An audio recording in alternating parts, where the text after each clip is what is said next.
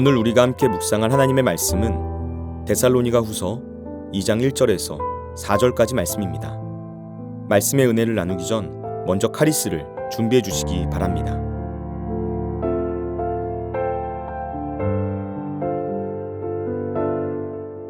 형제들아, 우리가 너희에게 구하는 것은 우리 주 예수 그리스도의 강림하심과 우리가 그 앞에 모임에 관하여 영으로나 또는 말로나 또는 우리에게서 받았다 하는 편지로나 주의 날이 이르렀다고 해서 쉽게 마음이 흔들리거나 두려워하거나 하지 말아야 한다는 것이라.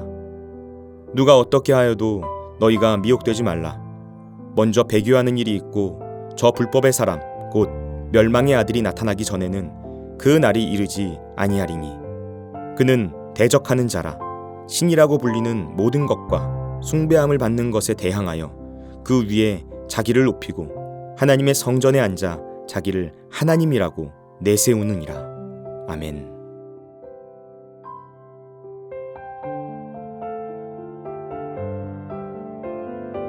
오늘 본문은 바울이 데살로니가 교회 성도들에게 종말에 대한 바른 지식을 가지고 신앙생활을 해야 한다라고 권면하고 경고하는 내용이 담겨 있습니다. 데살로니가 교회 성도들은 예수님의 재림이 있을 것이란 사실을 알고 있었습니다. 주님께서 하신 말씀을 통해서 그리고 바울의 가르침을 통해서 이미 다시 오실 주님을 기다리는 마음으로 신앙생활을 하고 있었습니다. 십자가에서 죽으시고 부활하신 주님께서는 제자들에게 나타나셔서 40일 동안 함께 하시면서 예수님의 부활이 너무나 분명한 사실이라는 걸 확실하게 보여주셨습니다. 마지막에는 감람산에서 제자들에게 아버지께서 약속하신 성령을 기다리라 말씀하시고 제자들이 지켜보는 가운데 하늘로 승천해 올라가셨습니다. 예수님께서 하늘로 승천해 올라가시는 그때 흰옷 입은 두 천사가 나타나 주님께서는 하늘로 올라간 모습 그대로 다시 오실 것이다 말했습니다. 그래서 초대교회 성도들은 예수님께서 승천하신 모습 그대로 오랜 시간이 지나지 않아서 예수님이 다시 오실 것이라고 생각했습니다. 그리고 초대교회 성도들이 처한 상황과 환경이 점점 더 핍박과 박해가 심해지고 있었기 때문에 예수님께서 다시 오실 그날을 더 그리워하는 마음으로 신앙생활을 하게 되었을 것입니다. 그러니까 자연스럽게 다시 오실 예수님에 대한 재림신앙이 이미 초대교회 당시에 널리 퍼져 있는 그런 믿음이 되었던 것이죠. 이런 상황 속에서 데살로니가 교회의 위험 신호가 감지되었습니다. 예수님의 재림의 약속을 교묘하게 이용하는 거짓 선지자들이 나타나기 시작한 거예요. 그들은 예수님의 재림이 임박했다고 말하고 다녔습니다. 내가 직접 하나님께로부터 받은 계시가 있다. 언제 어느 날 예수님께서 재림하신다. 이런 잘못된 재림에 대한 사실들을 성도들에게 말하면서 성도들의 신앙을 흔들어 놓기 시작한 것입니다. 예를 들자면 이런 것입니다. 이제 곧 예수님이 오실 것이기 때문에 모든 재산이 다 필요 없다. 그러니까 가지고 있는 재산을 다 팔아서 우리 공동체 생활을 하자. 데살로니가 교회에는 그런 말을 믿어서 자기가 가지고 있는 모든 재산을 팔아서 넘기는 사람들이 생기기 시작했습니다. 어떤 사람들은 예수님의 재림이 임박했기 때문에 그 재림을 기다린다는 이유로 생업을 포기하고 가정을 돌보지 않는 사람들이 생겨났습니다. 그런데 이런 사람들의 특징은 자기 혼자 조용히 이런 행동을 하지 않는다는 것입니다. 주변 사람들을 부추깁니다. 교회 안에 다른 성도들에게 재림에 대한 잘못된 생각을 열심히 전합니다. 그리고 자기의 주장과 행동에 동조하지 않는 사람들을 이상하고 어리석은 사람으로 취급하면서 교회 안에 불안감을 조성합니다. 그러니까 여러 다른 성도들의 마음이 흔들리고 당황하는 일이 벌어지게 된 것이죠. 이런 일이 데살로니가 교회 당시에만 있었던 것이 아닙니다.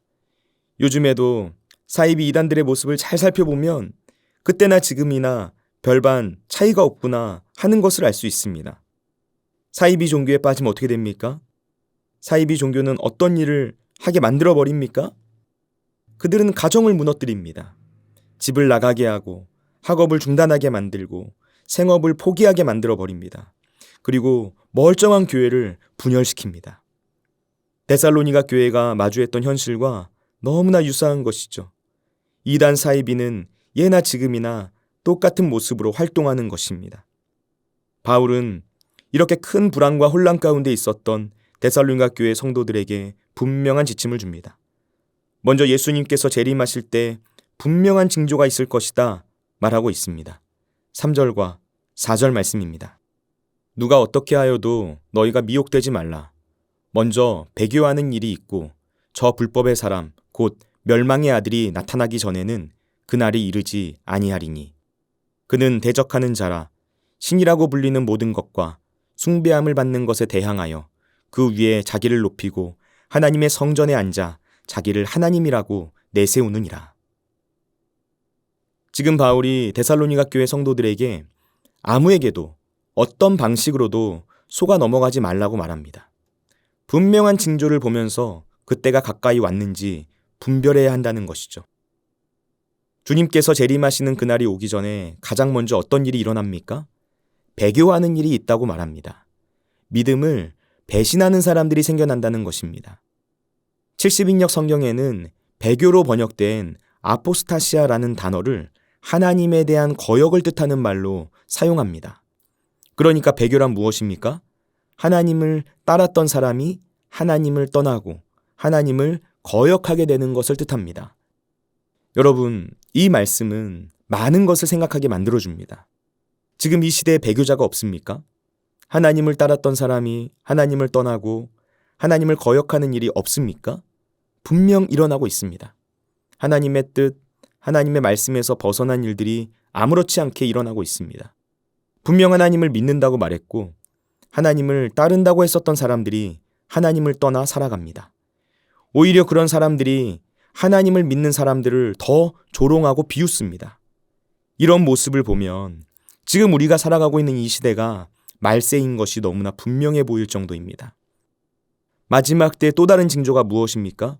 불법의 사람이 나타난다는 것입니다. 바울은 불법의 사람을 멸망의 아들이라고 덧붙여서 설명합니다. 여러분, 불법의 사람은 어떤 사람입니까? 원어적으로 보면 이 말은 법을 어기는 사람이라는 뜻을 가지고 있고요. 단수로 기록되어 있습니다. 그러니까 이 존재는 영적인 존재인 사탄을 의미하는 말이 아닙니다. 그는 사탄이 아니라 사람입니다. 멸망의 아들이라는 것. 그러니까 그는 사단의 지배를 받는 사람이라는 것이죠. 요한일서 2장 18절 말씀에서 사도 요한은 마지막 때에 등장할 적그리스도에 대해서 말했습니다. 지금 바울이 말하고 있는 이 존재가 바로 적그리스도입니다. 바울은 4절 말씀에서 그가 어떤 존재인지 추가적으로 더 설명합니다. 그는 자기를 높이는 사람입니다. 교만한 사람입니다. 하나님의 성전에 앉아서 자기가 하나님이라고 주장하는 사람입니다. 마지막 때에는 그런 사람이 나타난다는 것입니다. 여러분, 지금 이 말씀을 통해서 우리는 무엇을 깨닫게 됩니까? 하나님께서 우리에게 무엇을 말씀하시는 것 같습니까? 마지막 때에는 분별력이 필요하다는 것입니다. 우리가 살고 있는 이 시대가 분명 마지막 때 아주 가까이 왔다는 여러 징조가 있습니다.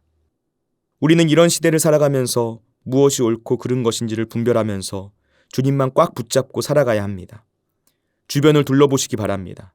지금도 곳곳에서 수많은 이단들이 판을 치고 있습니다.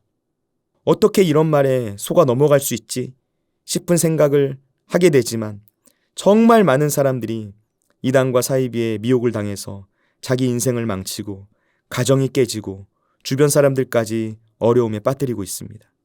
그것뿐만이 아닙니다. 가짜 뉴스가 가득한 세상입니다. 검증되지 않은 뉴스, 사실인지 아닌지를 알 수 없는 정보들이 인터넷과 SNS, 유튜브를 통해서 넘쳐나고 있습니다. 분별력이 없으면 편파적이고 조작된 정보들을 마치 사실인 것처럼 받아들일 수 있는 것이죠. 그래서 많은 사람들이 피해를 입고 사회적으로도 국가적으로도 어려움을 당하는 모습을 종종 보게 됩니다. 깨어 있어야 할 때입니다. 분별해야 합니다.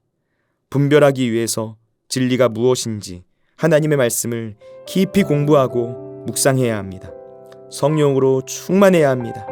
주님께서는 그렇게 분별력 있는 영성으로 살아가는 사람들을 찾고 계시고 원하고 계십니다. 기도하겠습니다.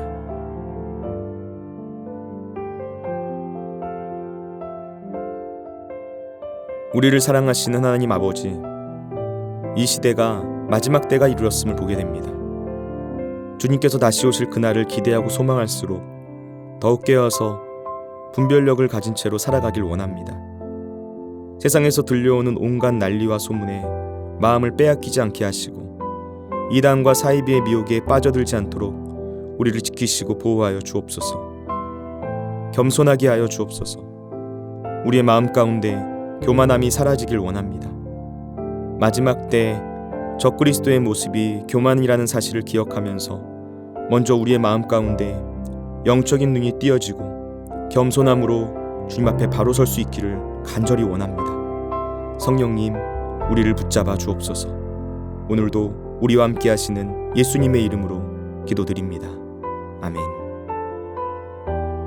하늘에 계신 우리 아버지, 아버지의 이름을 거룩하게 하시며 아버지의 나라가 오게 하시며 아버지의 뜻이 하늘에서와 같이 땅에서도 이루어지게 하소서.